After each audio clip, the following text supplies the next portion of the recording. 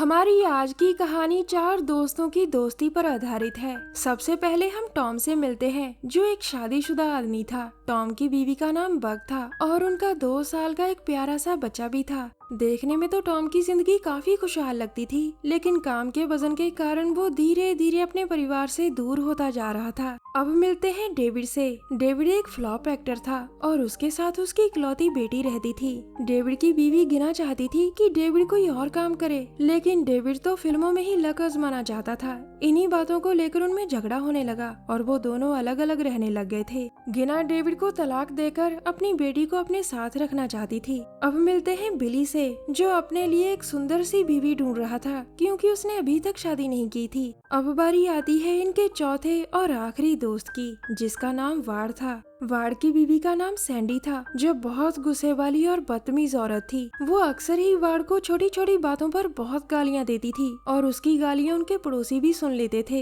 इनके पड़ोस में एक पुलिस ऑफिसर रहता था, जिसका नाम जॉन था। वो वार्ड को अच्छा आदमी मानता था और इसलिए कभी कभी उससे मिलने आ जाता था। हमारी आज की कहानी वार्ड की बीवी सैंडी के आसपास घूमती है। वार्ड, डेविड, टॉम और बिली, ये चारों बहुत ही गहरे दोस्त थे और एक दूसरे के घर आते जाते रहते थे। इन्हीं की तरह वार्ड की बीवी सैंडी, डेविड की बीवी गिना और टॉम की बीवी बग, ये तीनों औरतें भी बहुत अच्छी दोस्त थीं और ये भी मौका मिलने पर पार्टी करती थीं। आज वार्ड के बेटे रोमन का पहला जन्मदिन था और सभी दोस्त उसकी बर्थडे पार्टी में आए थे। आज भी सैंडी अपने पति वार्ड की एक बात पर बहुत गुस्सा करती है और फिर उसे सबके सामने जलील करती है। सैंडी की हरकतें देखकर बिली अपने दोस्तों से कहता है, अगर हमें अपने नरम दोस्त की भलाई करनी है तो हमें उसकी गरम बीवी को मारना होगा। उसकी बात को मजाक समझकर डेविड और टॉम उसकी तरफ ज्यादा ध्यान नहीं देते। एक दिन डेविड, टॉम और बिली ये तीनों गोल्फिंग कर रहे थे। ये तीनों दोस्त वार्ड को भी गोल्फिंग के लिए बुलाते हैं, लेकिन सैंडी वार्ड को इसकी परमिशन नहीं देती।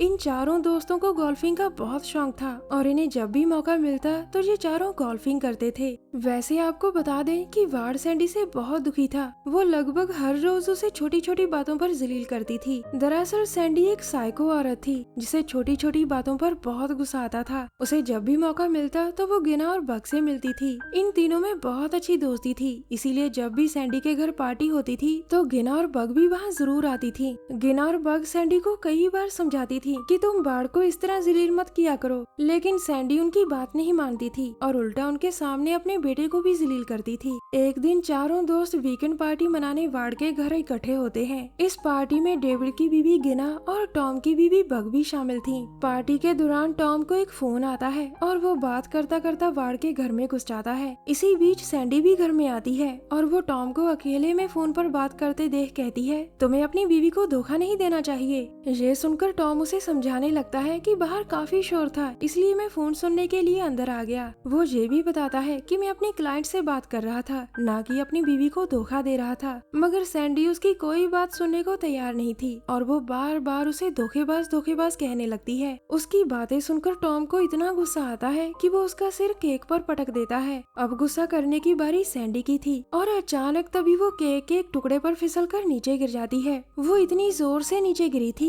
कि उसके सिर पर अंदरूनी चोट लगती है और वो बेसुध सी हो जाती है। हालांकि टॉम देखता है कि सैंडी अभी भी जिंदा थी, लेकिन फिर कुछ सोचकर वो उसका गला दबाकर उसे जान से मार देता है। कुछ देर बाद अब टॉम बग और बिली को बता रहा था, ये अपने आप फिसलकर नीचे गिर गई थी और फिर चोट के कारण तड़पने लगी। मैंने वार्ड की जिंदगी खुशहाल बनाने के लिए इसका गला दबा दिया। अचानक तभी वार्ड भी उनके पास आता है और सैंडी की लाश देखकर वो बहुत हैरान होता है। आखिर में डेविड और गिना भी सैंडी की लाश देखकर हैरान होते हैं, लेकिन सच बात तो ये थी कि सैंडी की मौत से सभी बेहद खुश थे, क्योंकि उन सभी का मानना था कि सैंडी की मौत के बाद वार्ड और उसके बेटे रोमन की जिंदगी खुशहाल हो जाएगी। अब सभी दोस्त सैंडी की लाश को ठिकाने लगाने का फैसला करते हैं, क्योंकि टॉम ने सबको बता दिया था कि सैंडी मुझे धोखेबाज धोखेबाज कहकर जलील कर रही थी। सभी दोस्त टॉम की बात आराम से मान चुके थे और अब वो हर हाल में टॉम को बचाना चाहते थे। लाश को गायब करने की जिम्मेदारी डेविड ने उठा ली थी, क्योंकि डेविड ने कुछ क्राइम मूवीज में काम किया था, इसीलिए उसे अच्छी तरह से पता था कि लाश को कैसे गायब किया जा सकता है।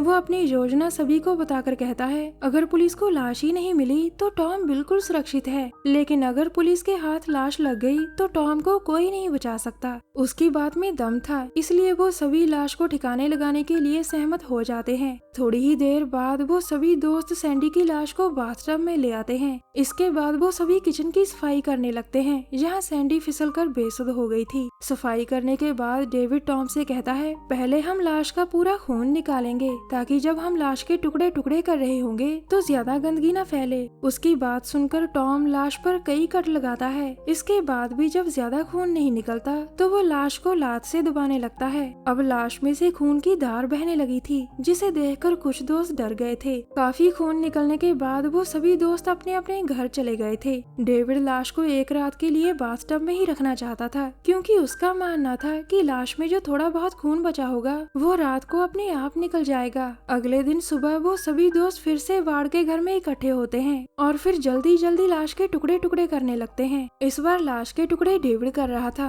और उसके दोस्त इन टुकड़ों को लिफाफों में डाल रहे थे। थोड़ी ही देर बाद जब डेविड ने अपना काम कर लिया था तो वो अपने दोस्तों से कहता है, अब हम अलग अलग दिशाओं में जाकर इन टुकड़ों को दफन करेंगे। उसकी बात सुनकर वो सभी दोस्त अपनी अपनी गाड़ी में बैठकर आगे बढ़ते हैं, लेकिन किसी ने वार्ड के पड़ोसी जॉन पर ध्यान नहीं दिया था, जो कल से इन्हें देख रहा था। जॉन एक पुलिस वाला था और जिस तरह से डेविड और साथियों ने गाड़ियां भगाई थी, उसे देखकर जॉन को उन पर शक हो चुका था। कुछ ही देर बाद बिली एक वीरान सी जगह पर गाड़ी रोककर अपनी गाड़ी से लिफाफे निकालता है। लाश के टुकड़े दफनाने के लिए उसे ये जगह बिल्कुल ठीक लगी थी, लेकिन फिर भी वो अंदर ही अंदर काफी डरा हुआ था। दूसरी तरफ डेविड एक कब्रिस्तान में पहुंच चुका था, जहां उसे एक नई कब्र दिखाई देती है जिसमें लाश को दफनाना अभी बाकी था। वो लाश के टुकड़े इसी नई कब्र में दफना देता है, क्योंकि उसे ये जगह बिल्कुल ठीक लगी थी। इसके बाद वो एक जगह रुककर टॉम को फोन कर कहता है, हम सैंडी का सिर तो कुचलना भूल ही गए, अगर वो पुलिस के हाथ लग गया तो मुश्किल हो जाएगी, देखो शायद वो तुम्हारे पास हो। ये सुनकर टॉम अपने हिस्से के लिफाफे चेक करता है, लेकिन उनमें सैंडी का सिर नहीं था। अब वो दोनों समझ गए थे कि सैंडी का सिर बिली के पास होगा और वो उसके पास जाने का फैसला करते हैं। डेविड जल्दी जल्दी बिली को फोन कर पूछता है, क्या तुमने लिफाफे दफना दिए? ये सुनकर बिली रोते रोते कहता है कि मैं ये काम नहीं कर सकता। इसके बाद वो डेविड को अपना पता बताकर उसे अपने पास आने को कहता है। इसी दौरान वार्ड भी एक कचरे के डिब्बे के पास आकर अपनी गाड़ी रोकता है और फिर उस डिब्बे में लिफाफे फेंकता है, मगर वार्ड को इस बात की बिल्कुल भी खबर नहीं थी कि जॉन उसका पीछा कर रहा है। दूसरी तरफ टॉम और डेविड बिली के पास पहुंच चुके थे और उन्हें सैंडी का सिर उन्हीं लिफाफों में मिलता है जो बिली के पास थे।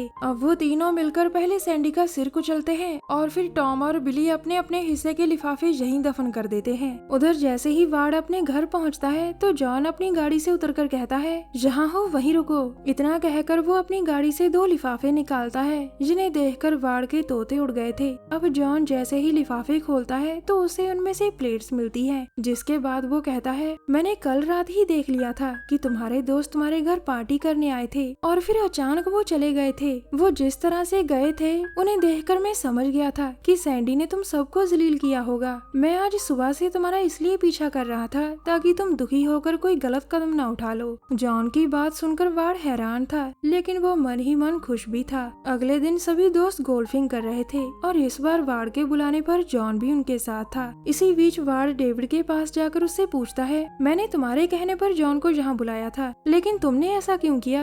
अब डेविड उसे बताता है, मुझे पता था कि जॉन हम पर नजर रख रहा है। मैंने तुम्हें जो लिफाफे दिए थे उनमें लाश के टुकड़े नहीं बल्कि पार्टी का कचरा था। मुझे पूरी उम्मीद थी कि जॉन तुम्हारा पीछा करेगा, इसीलिए मैंने लिफाफे बदल दिए थे। मैंने जॉन को इसलिए यहाँ बुलाया है ताकि हम इसे इस्तेमाल कर सकें। इसके बाद वो गिना को फोन कर कहता है, जल्दी जल्दी सैंडी के फोन से वार्ड के फोन पर कॉल करो। उसी समय वार्ड के फोन पर सैंडी की कॉल आती है, जो इस समय कार्ट में पड़ा था। इसी कार्ट में जॉन भी था, जो सैंडी की कॉल देखकर वार्ड को पुकारता है। उसकी पुकार सुनकर वार्ड कहता है कि जब तक मैं आता हूँ तब तक तुम कॉल उठाओ। इसके बाद वो जैसे ही जॉन के पास जाता है तो वो कहता है, तुम्हारी बीवी तुम्हें घर बुला रही है। दूसरी तरफ गिना सैंडी का फोन खराब कर दूर फेंक देती है। गिना को ये काम डेविड ने सौंपा था और गिना खुशी खुशी उसकी मदद करती है। उसी रात वार्ड पुलिस को सैंडी की मिसिंग रिपोर्ट लिखवाता है। पूछताछ के दौरान जॉन गवाही देकर कहता है, आज सुबह से वार्ड मेरे साथ है और हम गोल्फिंग कर रहे थे। सुबह इसकी बीवी घर में थी, लेकिन अब वो पता नहीं कहाँ चली गई। वैसे वार्ड एक नरम दिल बंदा है,